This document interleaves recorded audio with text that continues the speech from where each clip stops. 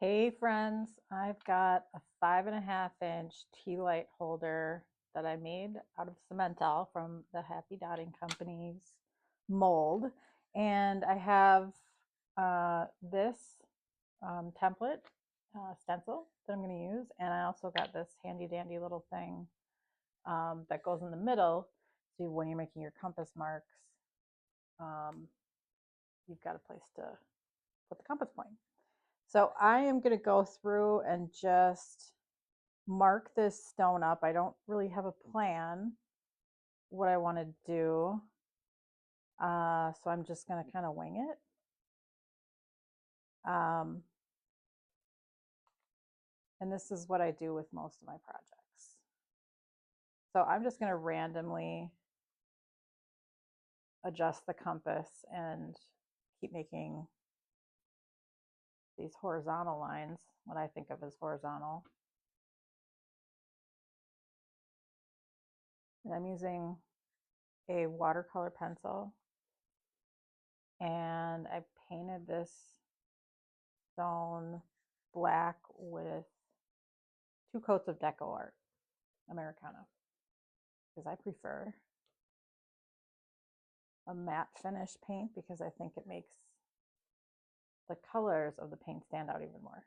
It's just a weird preference of mine. I'm sure if you're a daughter, you've got lots of weird preferences too, and rules that you set forth for yourself and other things like that. So lately I've been trying to try different things and kind of branch out. So I'm making this video to do that. Okay, so I'm happy with that. I'm going to take this out. And this is a 12 section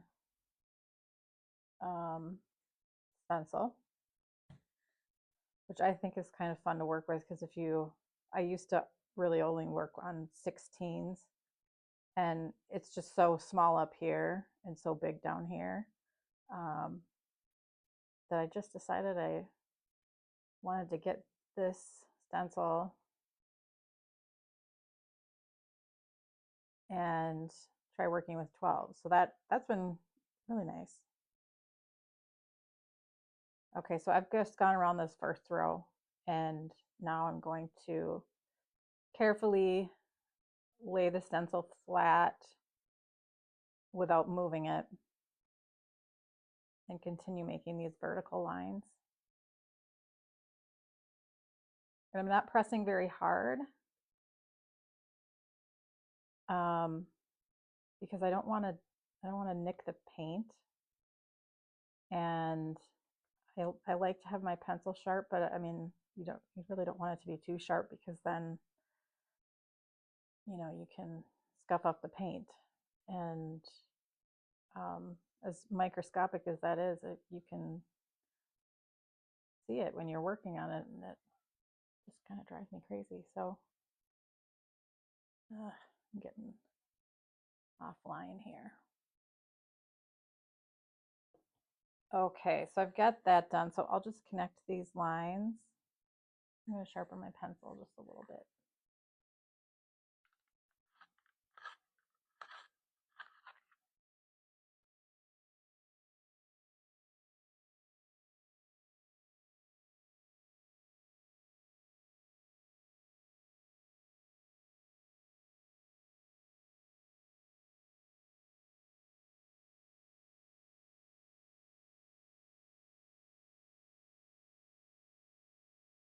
I like to really take my time with this and make sure that everything is as straight as possible, because if I don't, later I'm going to be disappointed in myself. Okay, I'm also going to make a mark like halfway between these two vertical lines, just so I have a center point, because this is a pretty big area here, so I kind of need a little bit more help keeping things lined up and centered.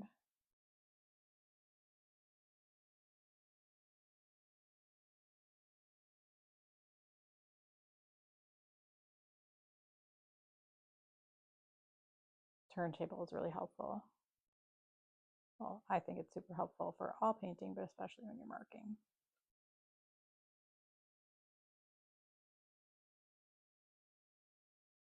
Okay. Now I may come in later and kind of continue this line, but right now I don't really need it. I just need to decide what I'm going to do up here to start, and then if I need to make more lines or if I want to put some shapes in here, I will. So I'm going to think about that a little bit and come back.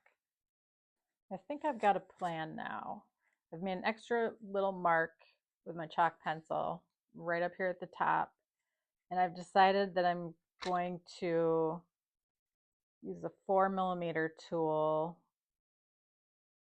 to get in there. And I made this one a couple weeks ago, and I think that's what I did here too. So I know that's going to line up okay, although there's a pretty big gap between these, so I'll have to plan on doing something like this on that. But anyway, so that's what I'm going to do. And I noticed that my rings are off center, closer down here and farther, or too close here. So that's going to just annoy me to no end, but I'm going to deal with it probably. Okay, so I've got this palette and I mixed this. I think I used 5 colors, but kind of made a ombre gradient. I don't know. Anyway, it's Purple Rain, Magenta, and then Dragon Fruit, Coral Blush, and then I put some Coral Blush and Cad Yellow in there. So that's the palette I'm working with. Pretty excited. I've done something like that before and it's pretty fun. I'm going to get a little closer here. And again, I'm using my 4mm, and I'm going to start down here. I typically paint down here. And I'm going to get as close to the inside edge without touching it.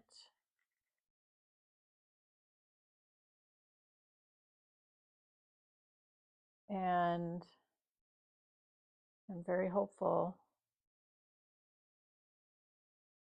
that this is going to turn out pretty nicely. I'm already a little bit mad about that, so I'm just going to go back and fix it.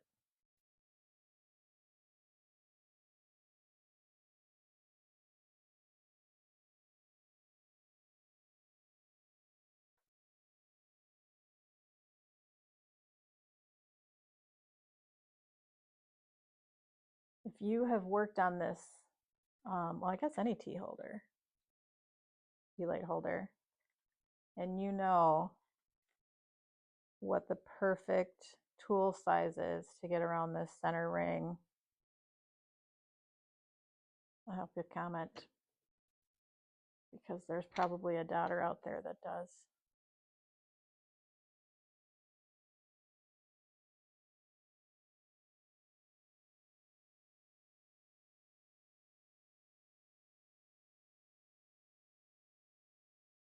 And I'm just trying to stay centered between my 2 lines.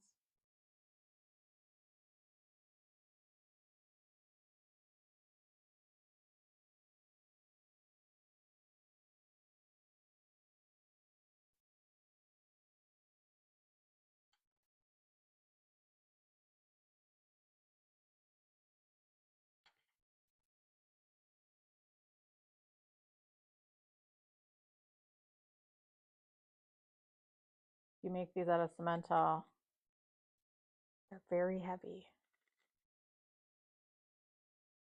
And your back will be screaming at you the next day when you've been painting a lot.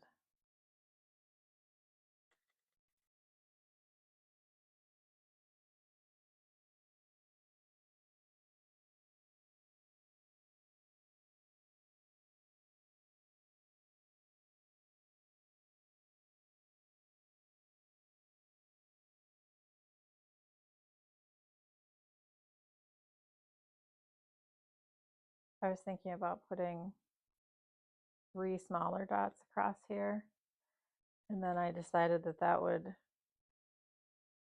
further complicate things moving forward. So I decided to do this. because then I can kind of work in between these dots on the next row. Okay, so that is done, and got to figure out what's next. Next, I'm going to make some teardrops, and I'm using a size 6, I believe that's 6mm teardrop tool from Pikitai. I think that's what, yeah, I think that's what this is. So I'm going to do another row of purple.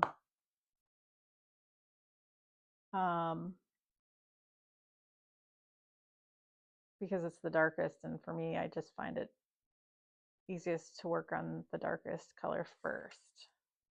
Or, you know, first on the stone, and then I can make a gradient to direct the attention outward.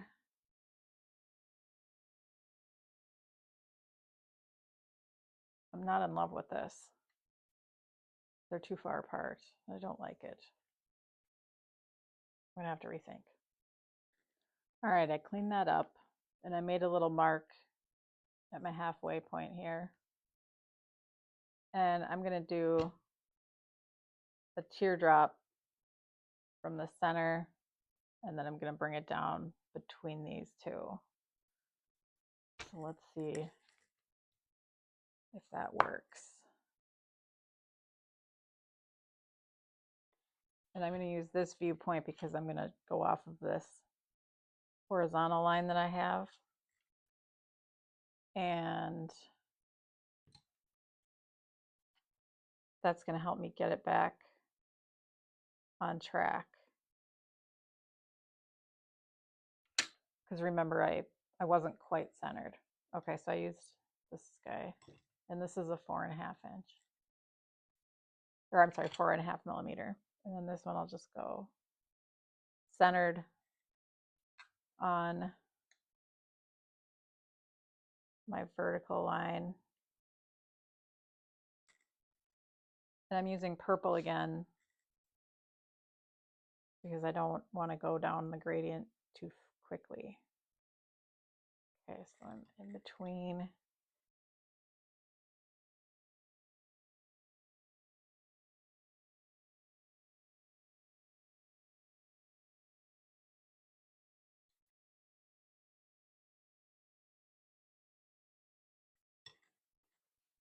And all of these paints are Deco Art Americana, and I also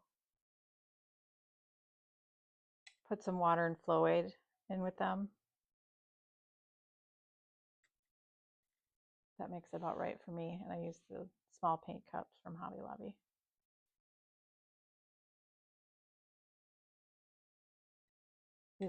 These paint cups are my favorite because they open really easily. Well, easier than a lot of other ones that I've tried.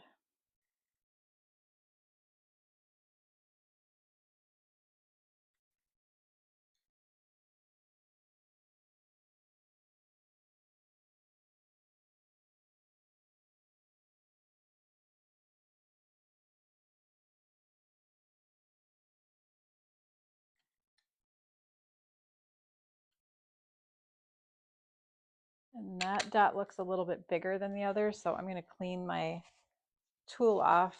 That's usually the cause for that, so make sure you're cleaning your tool frequently.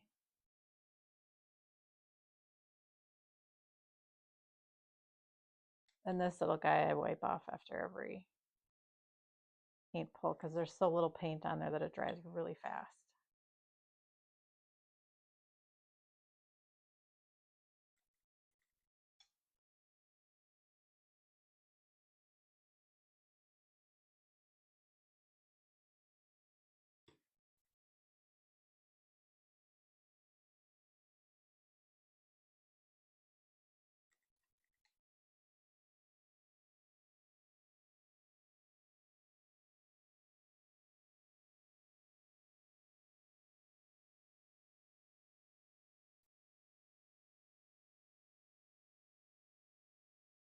If I was using a 16-point stencil, these dots would start off, like this whole project would start off much smaller. because my sections would be smaller.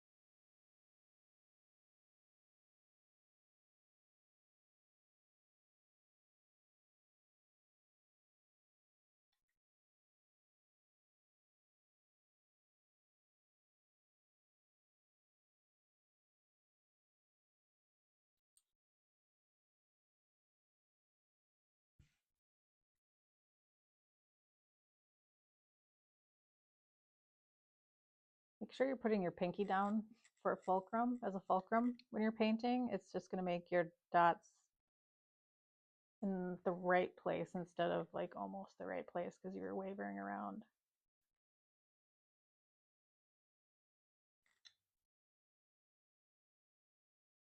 And you'll find that you can make these more intricate patterns because your placement is better.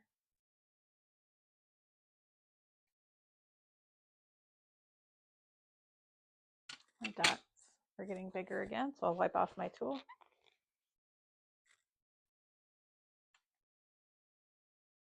When I'm painting, I always work off of the grid lines rather than the work that I've done, because the grid lines are straight, well, mostly. And my work is not always. So it's better to plan around an object that you know is straight than something that you did that you hope is straight. Hope that makes sense. Anyway, okay. So that's done. And now I got to figure out what's next. Next, I'm going to do another teardrop. And I'm going to use one of these new teardrop tools, or petal tools, I guess, from Happy Dotting Company, this size 8. And I'm going to go in my next color down in the palette. And I'm just going to line it up so that I'm hopefully right between these dots. And like those two are dead square. That's my goal.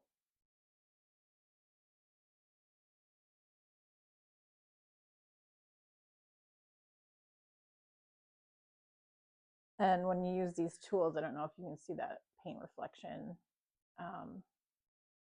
but it does leave kind of it's not perfectly flat with the paint that I'm using. I've found that quite often with these. So you just got to kind of move the paint around in there a little bit.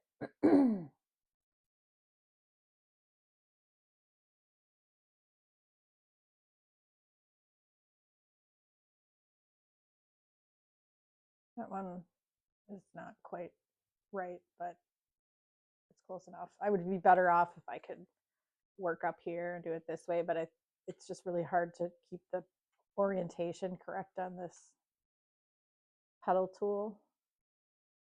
Like you got to be looking right down the barrel. They are tricky.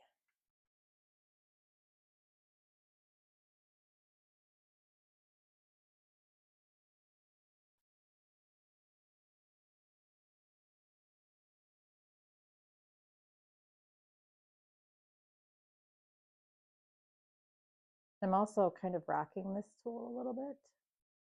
So setting it down on the bulb end. Oh, I messed that up. And then rocking it forward just barely to get to the tip.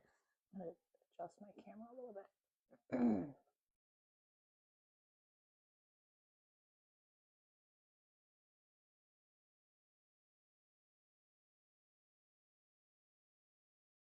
But it does make nice sharp lines. They're the same they feel like the same material as their the Happy Dotting Company, white tools that I use, and I know a ton of other people use too.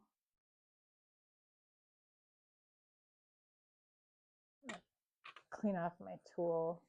They're getting a little bit big.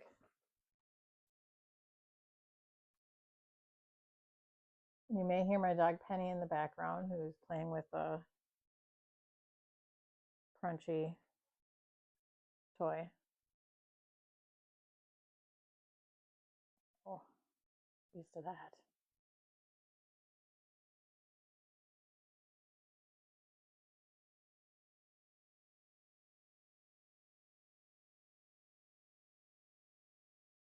These are a little bit deceptive because um, when you're staring down the barrel of this, right at the um, right at the tip, it's almost slanted, or at least it appears that way. So it kind of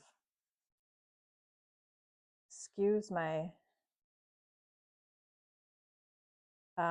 point of view a little bit. So if you're having trouble with them, that might be the culprit for you too. And I just really have to focus that point on the right direction.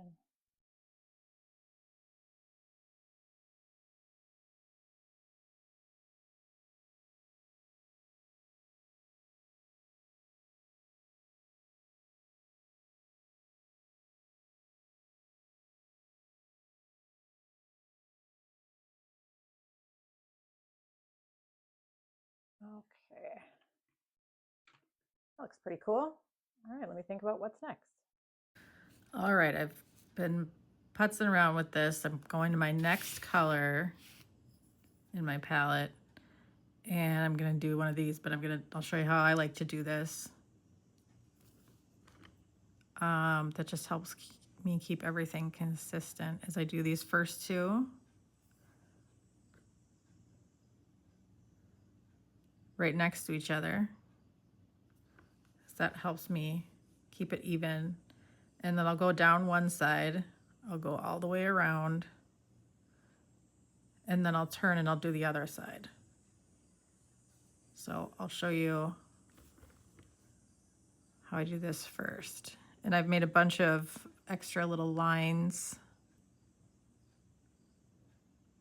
to help me do this.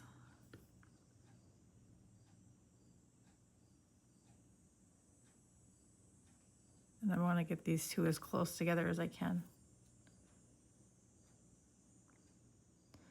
And the other thing I can do here to kind of correct past misdeeds, like this one is up farther than this one. So now I can kind of start using the line to get it back to square. So I always try to, correct something that isn't straight as soon as I can.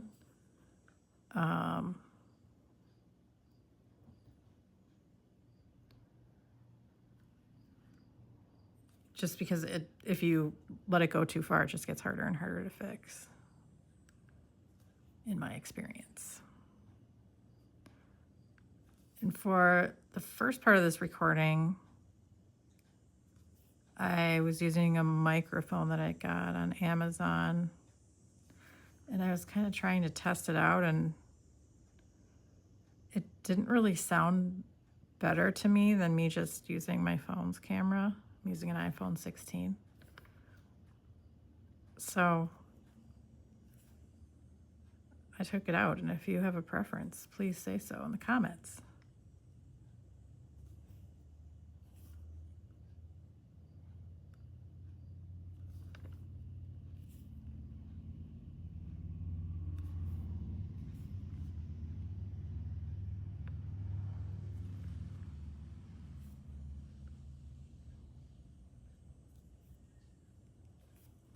I'm right-eye dominant, and I think that's why I have better results when I do the right side first. and then the left side. When I'm doing horizontal dots, those are really a challenge for me. But that's one of the tricks that I've found. Now you can see that I'm trying to adjust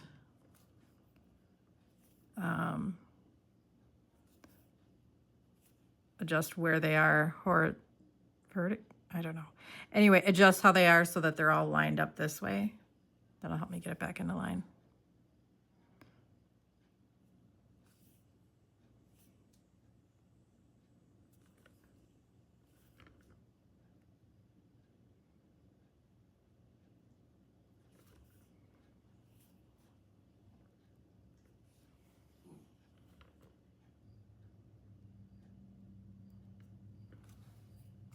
All right.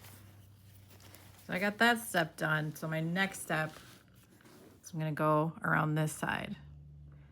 And to get this, it's a little bit fatter at the top. So I did, this is the same size tool as I was just using. That does not look great.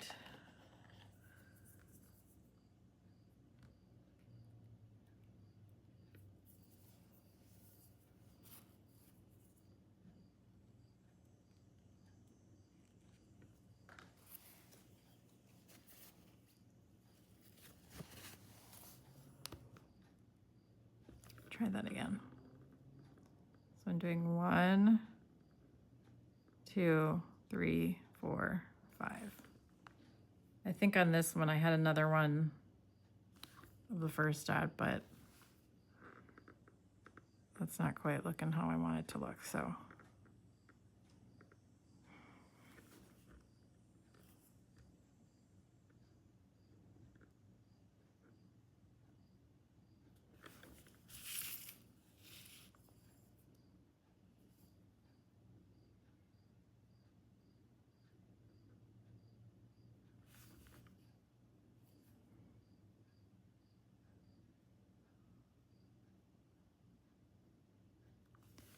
I prefer to paint just a little bit at a time.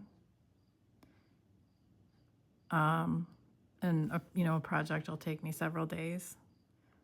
That's one of the reasons why I use paint cups, because I don't want to be mixing paint all the time.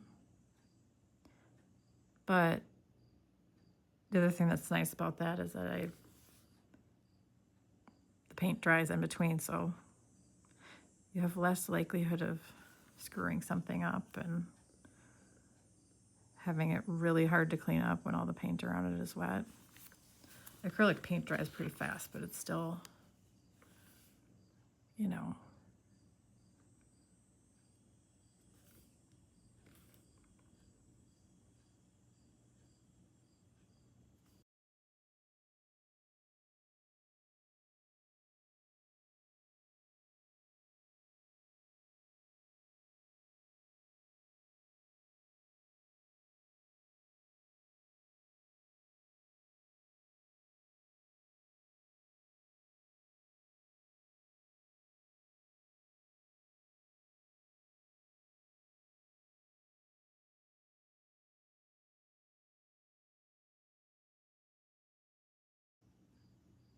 by the time you get to the end, you've done that 24 times, so you're really good at it.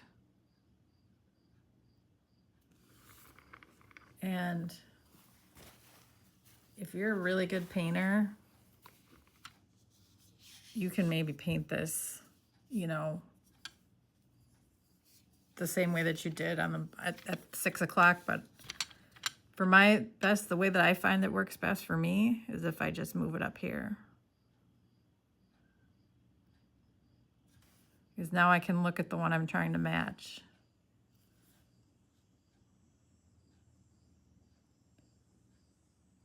And I can really see where I'm going.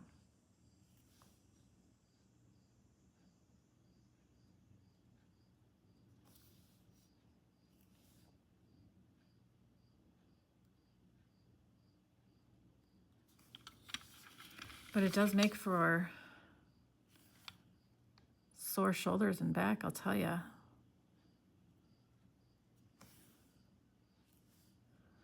And these 5.5-inch stones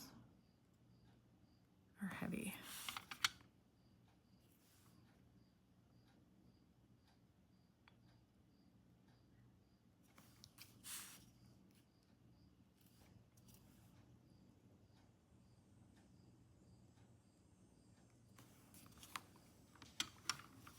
All right, that looks cute. I think it kind of looks flowery.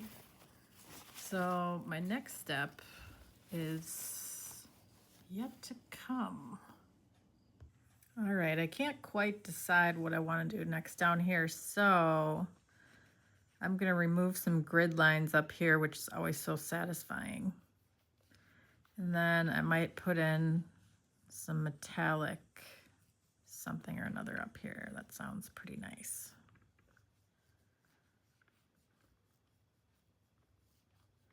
This section is just going to kind of be ASMR if you're into it. But it is sure satisfying to get those chalk lines off there. Watercolor lines, rather. And I'm still going to use these lines down here, so I'm not going to erase those.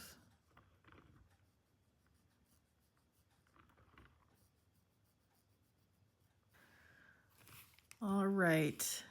I don't know what I'm going to do down here, and I'm not 100% sure what I'm going to do up here, but I know I want to add a metallic, so I'll kind of take you through my mindset while I do that. So I've got a couple of golds and a silver here, and my thought process is I almost always lean towards gold, I think, because there's just some different warmth and depth over silver. Like silver is always very cold. I don't know if that is just psychological or what, but anyway. And then my next thought is, okay, this is a very saturated color palette, so I wouldn't want to do like a champagne gold or anything on this, or even this really orangey gold, although that's not terrible, but just not what I'm going for. So I'm kind of leaning towards these two, and more leaning towards this. This is a very yellow gold, but I used that paint brand in this stone on the silver, and it was a really, really nice effect. So that's why I kind of think I want to do that, because I think these are going to be sister stones or something. And I'm considering trying a paint cone, but I'm not great at it, so we'll see about that. We'll see how I feel when I come back. Yeah, I still don't know what I'm going to do, but before I get really crazy and load up a paint cone, let's just make sure that we like this gold on the stone. Be able to tell that I'm doing everything I can to not use a paint cone, because I'm not very good at it.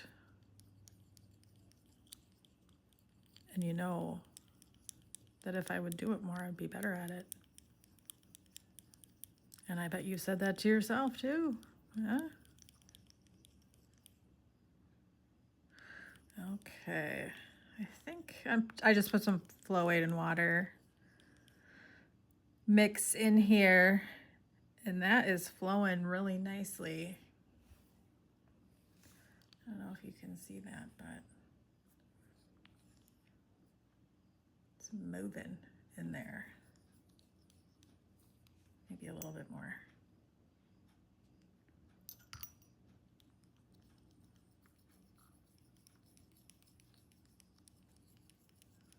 I just keep a dropper bottle with that mix.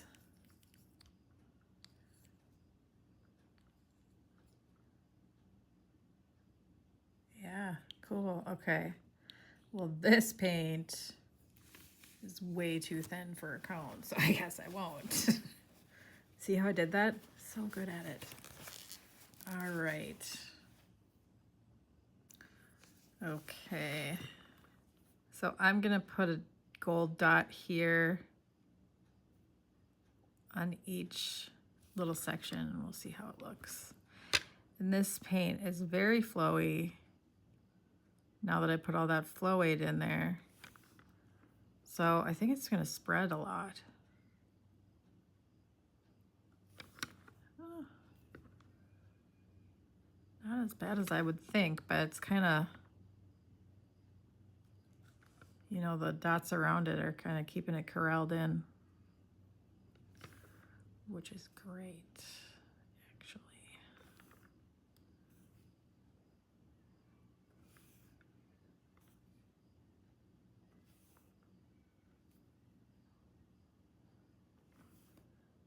I've noticed that when I put metallic directly on the black paint, it very much looks different than if I put it on top of another color. You know, like if I did it on this purple dot, it almost gets like a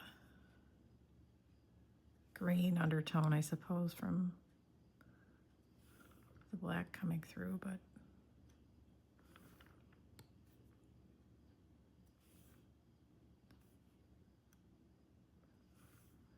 you know, not everyone is as into paint consistency as me. But if you are, you get it.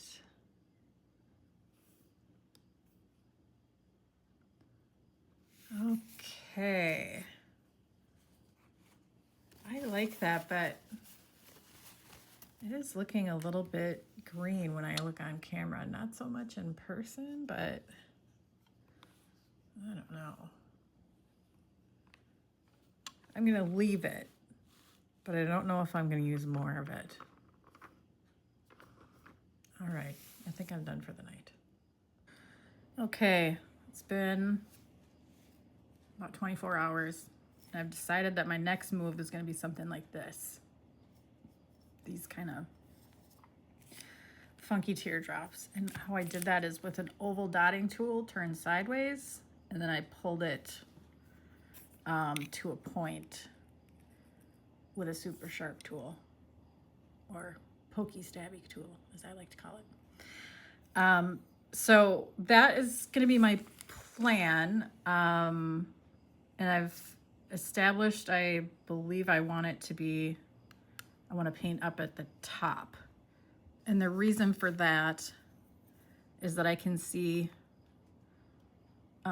both of these lines completely. If I was working down here, I wouldn't be able to see that line. So I'm gonna go up here and do it. So let's see how that goes. And I'm gonna do magenta still for this one.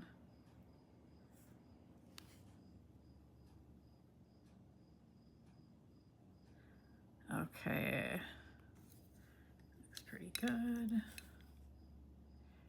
And then I need to decide how far I'm gonna drag it, and I should probably do that pretty early on so they don't get all wonky.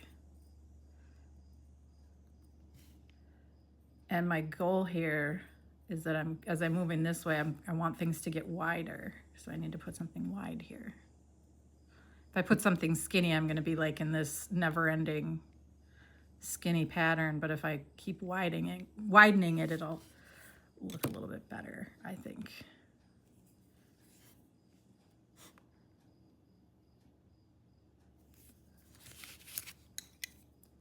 So I'm gonna pull this to just past my little mark that I've made. And I did make some additional marks on my stone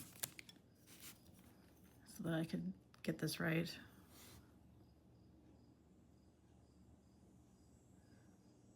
And with an oval dotting tool, this is also from Happy Dotting Company. I got this in the same set as the petal tools that I used here. And it's, again, that really nice material that they use, and it's like a triangle shape, so it's easier to hold on to. Although I will say that that's a bit of a challenge because you've got to keep these, especially the pedal tools, you got to keep them oriented correctly. And sometimes that's hard with, you know, like if you have to hold it a certain way and you can't like get your hand on there. But overall, these are really nice tool, and I'm really glad I bought them.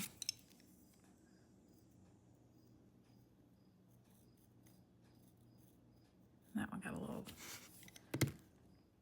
sideways, but we're lining things back up.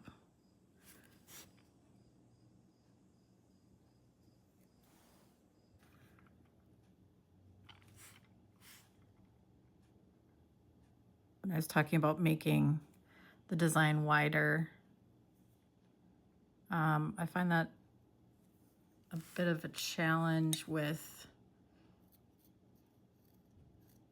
candle holders because, you know, if I've got, if I have a center, I can start really small in the center, and then as quickly as I want to, I can move to a larger shape like these diamonds. But if I'm already out here, I either have to start really big because I've got this big hole in the center, and it's just difficult to get everything lined up like you need it. But I just thought that might be something to clarify. Like that's what I mean when I say get the design wider. I'm struggling to do that on the project that I'm working on now, because all the elements I'm painting are very small, and it's difficult to make them bigger without drawing too much attention. So I hope that makes sense. All right, I've got a thought here. I think what I want to do is I'm going to trace out this kind of, I don't know, leaf shape in between, because that's going to give me something pretty large, and I'm ready to incorporate this more pinky magenta in there, because that's where I really want the attention to be on this section. Like this is small, maybe we get small down here, but I want this like kind of swath of this color. So I'm just gonna trace this out. And I made these, I made a whole bunch of different shapes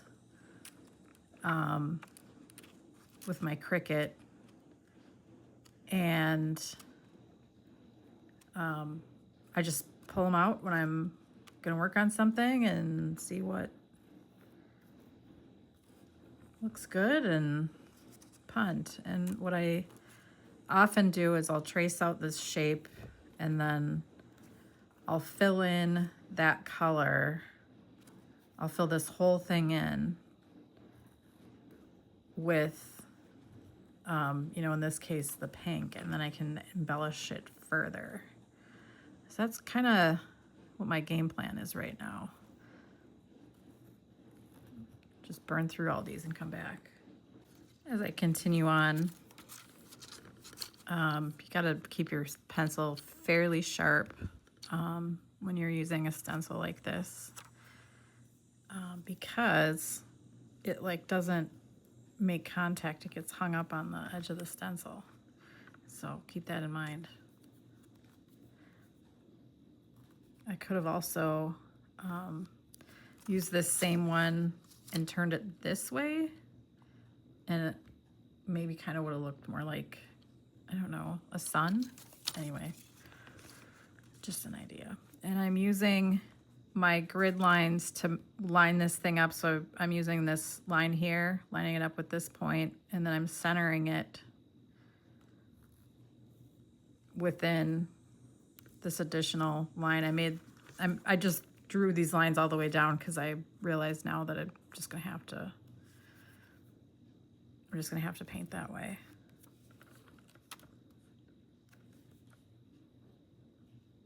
And that's not the end of the world.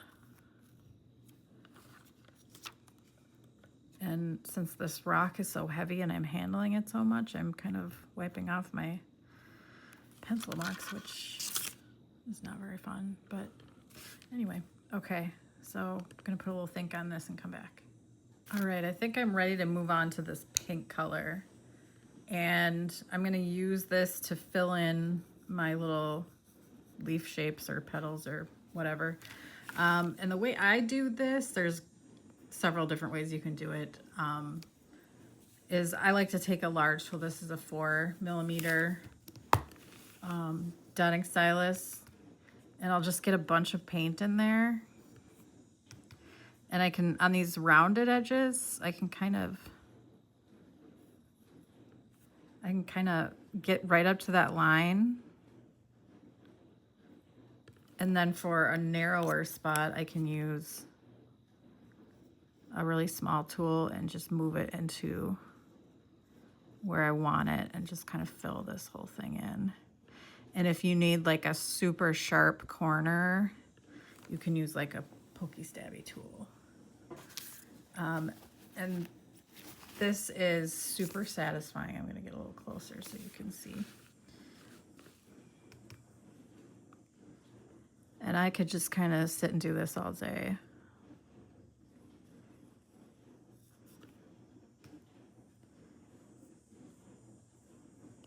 And the watercolor pencil kind of makes a little, you know, fence for it so it doesn't, I mean, would certainly be easy enough to get past it accidentally, but just kind of holds everything in. It's really nice. And it's very important that your paint is very runny for this, otherwise it's not going to be any fun at all.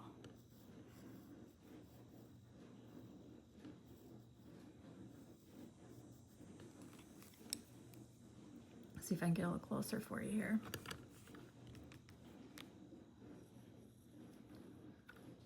So I'm just pushing the paint with the tool right up to the line.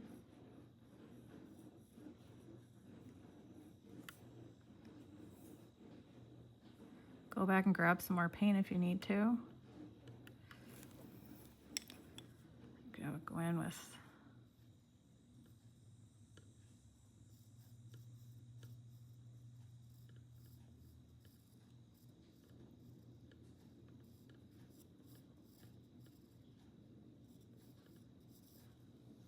how fun is that?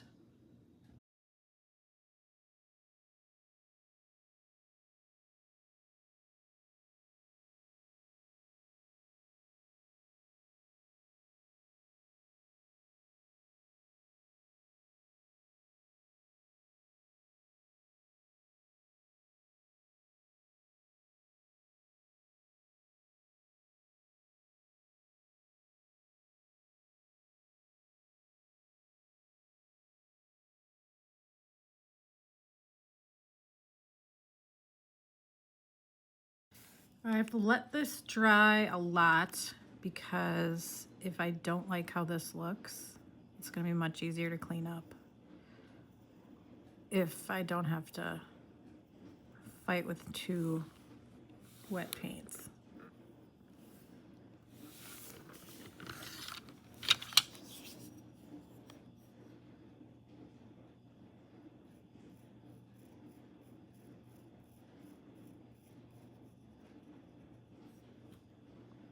Well, that doesn't look very good. But I think the idea is okay. Let me clean this up. All right, I'm glad I waited for that paint to dry because that took quite a bit of cleaning up because I tried another thing I didn't like.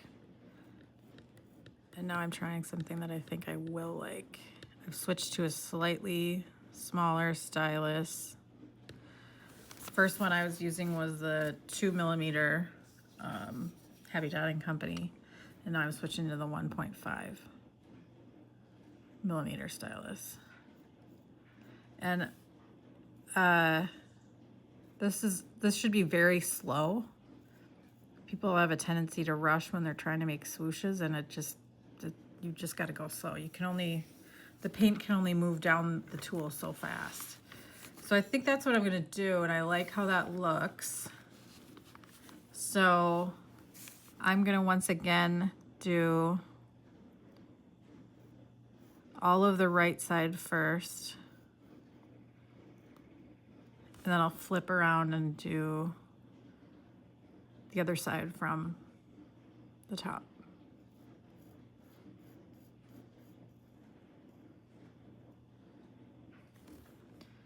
And if you're having trouble with your swooshes, when you first start out, put a little paint on there and drag it a little bit, and then get some more paint and drag it, and just keep going back and getting a little bit more.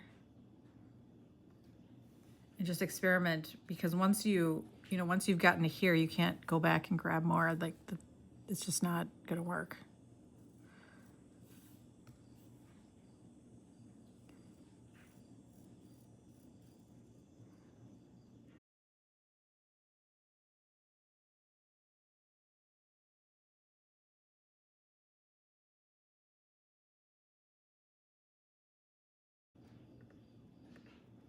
And I'm just trying to, the hardest part for me is to get them the same length, because sometimes you run out of paint or whatever. So I'm just trying to do that as best I can.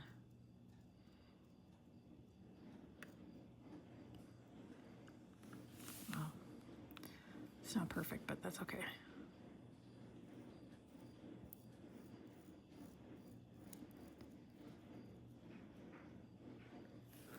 So I've done every single thing on here 24 times. And let me tell you, that is getting old. Because normally if I'm doing a smaller stone that has a center, like I've been able to make bigger shapes in there, but this is just proving a challenge on this, on a candle holder.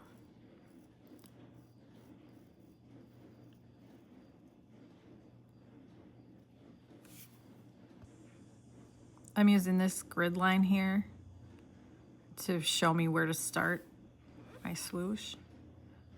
It's another way to keep it, keep it back to center, keep trying to center everything back so that you're not centering off of your previous work, which, as we all know, is imperfect.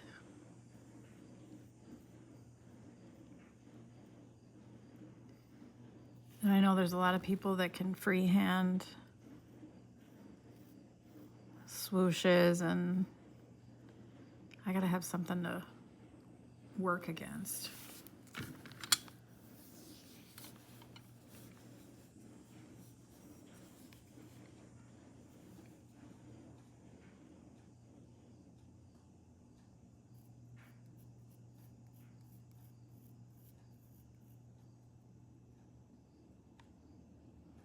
And I remember using that line, so it's important that I line them up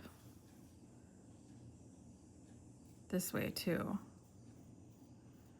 And I can look right at the other side and say, okay, I gotta match that up.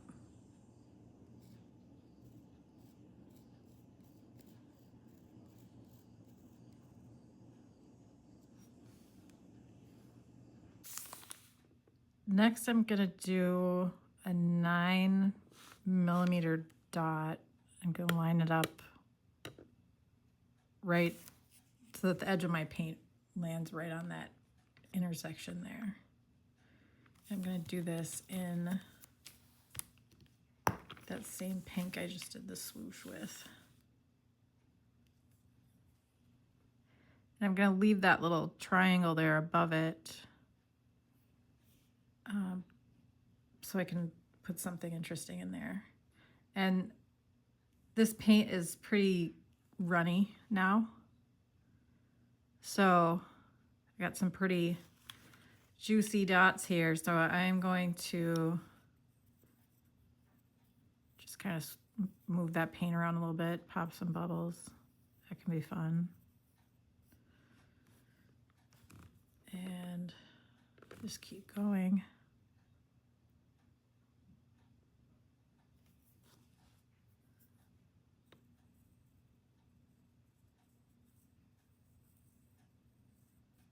Gravity is not our friend from this point on. I kind of wiped off this line on this one, so kind of winging it. I find that I have a lot of rules, like I never paint with white and just dumb things like that, and I'm trying to break those habits. And I recently ran into a friend that I lost touch with, and she is a dot painter too, and we just totally nerd out. So I know I'm not alone, and I bet there's a lot of other people that are kind of like that too. Like get really jazzed to talk about paint brands and other weird dotting things. One of my rules is everything has to be symmetrical. So like when I was working on this row, I was doing the swooshes, I was like, oh, that looks really cool just on one side. And I find myself thinking that often, and then I go to the next step and I just find it difficult to make that work. My brain doesn't work that way.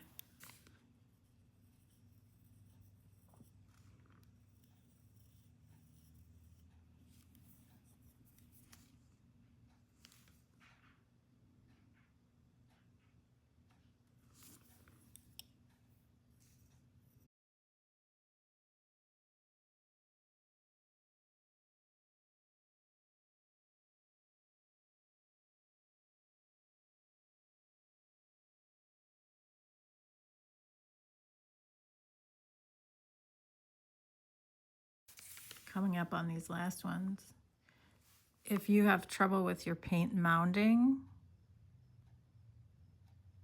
and you'll kind of see me like twirl out like this, it just helps the paint lay down a little bit nicer, you know, instead of having like a bare spot and then a big lump. And sometimes that can happen if you're pressing too hard. Like I'm not actually touching the tool to the stone. I'm just using the paint that's on it, you know, like I don't know how else to describe that. But anyway, so if you're having trouble, try that. And of course, Flow Aid. My dots are drying pretty nicely. They're laying down pretty flat, which I like because I'm sure I'm going to top dot over these at least a couple times. And then if your paint gets kind of bulky, it's not very cute. Anyway, I've been trying to plan my next step here, and I kind of just sketched out my spaces above and then did a dot with the 9mm tool and kind of played around with it a little bit and landed on this. So I think I think this is what I'm going to do. And so my first thing, I guess I will do this little bottom trio because that'll help me line it up nicely. So let me think about what color. All right, we're gonna go with the same pink again. And I'm using about I don't know exactly what size this tool is, but I'm gonna put these 2 horizontal dots right there. And I'm using the bottom line first because I want this to line up all the way across the stone, because it would be very easy for me to fudge and make it work in this space, but I want it to be a straight line. And I think that is pretty good. So one more little dot. And we'll move on to the next spot. It's just another way to keep things square.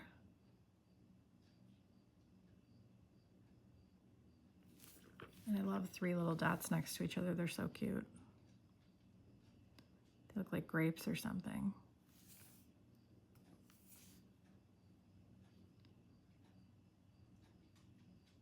I used to do a practice sheet on black paper and it didn't really work. Like I would, you know, try to think about the color and all these other things too much. And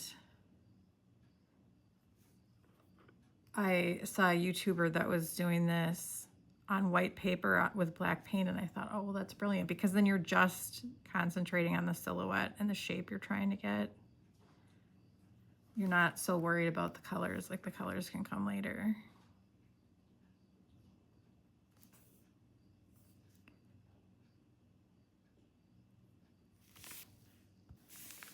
If you're having trouble with horizontal dots, you can try painting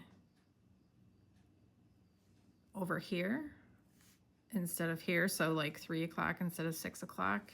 And this stone is really big, so I don't know if I'm going to be able to fit it on camera, but I'll show you that perspective and maybe it'll make more sense. Like if you're used to doing it, you know, looking vertically. Oh my gosh, this stone is huge. And you come over here and you're able to use that as like a vertical point. That might be easier for you. And sometimes that does work really well for me, but I'm seeing me doing just fine painting at 6 o'clock.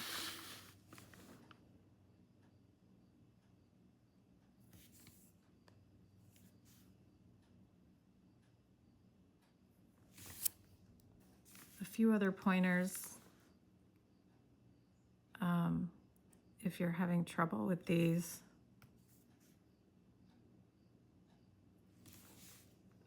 it's really easy for them to get swayed. That's why you want to use that line to make sure that you're lining it up okay.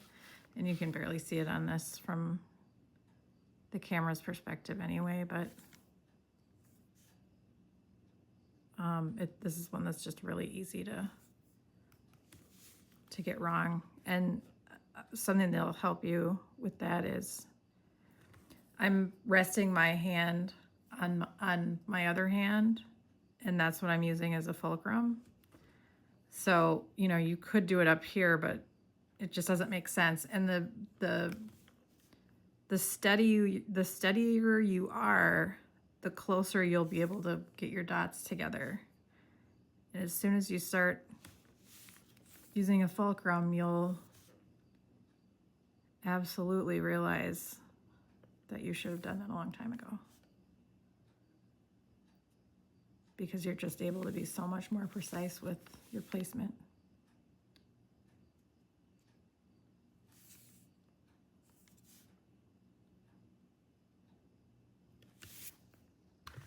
Now I'm going to flip and do the other side, and I was thinking about doing it from this direction, but I don't think I'm going to do that. I think I'm going to come in from up here, because then I can see exactly where my big dot starts, and I won't have to worry about touching it. Let's try this first.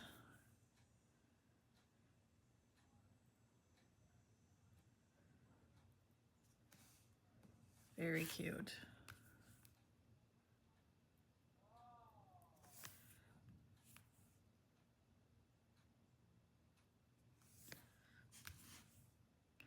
And my goal here is to line this up, not necessarily come in between what I already have, because again, if I stick with the grid lines, it's going to be easier. It's going to be more accurate, hopefully.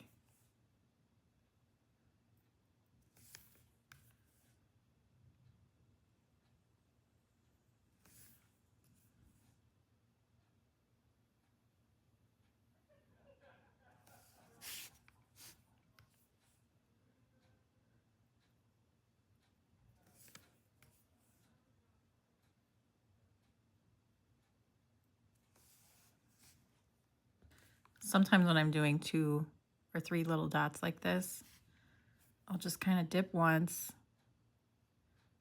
lay them down to get my placement right, and then I can see this one needs to be a little bit bigger. So let's go back, get a little bit more paint, Dot that one again. Go back and hit that third one. Then you don't have to be quite so precise on the first try.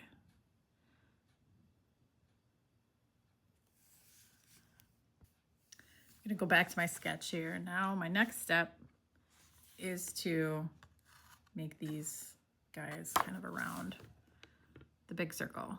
So I'm gonna do that now, and I'm gonna start with the right side. I'm gonna stick with the same color. I'm gonna use the small end of the same tool. Let's see how we do. I need to take this paint a pretty long distance, so I'm just gonna go back and try to keep as much paint on there as I can. And I've established that I can do the right side that way. Now I'm gonna go in and see how it goes with this side, because sometimes I can do it one way but not the other. That looks pretty good. So I'm going to do all of the right side first, and then I'll switch, and hopefully I'll get the best results that way.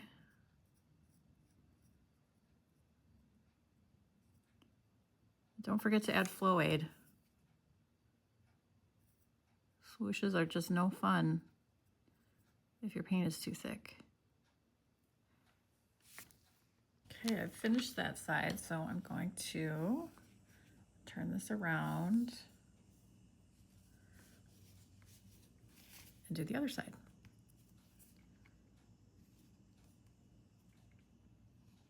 This is always kind of a challenge, figuring out how I'm going to hold my hand and not stick my hand in the paint.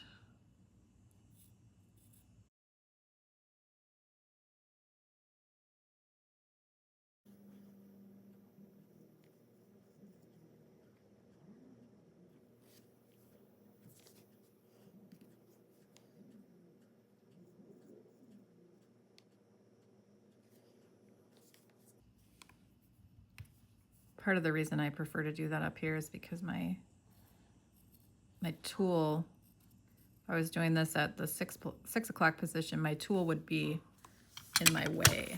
For instance, if I was trying to do this, that would block my field of vision for exactly where my paint's going, my tool would.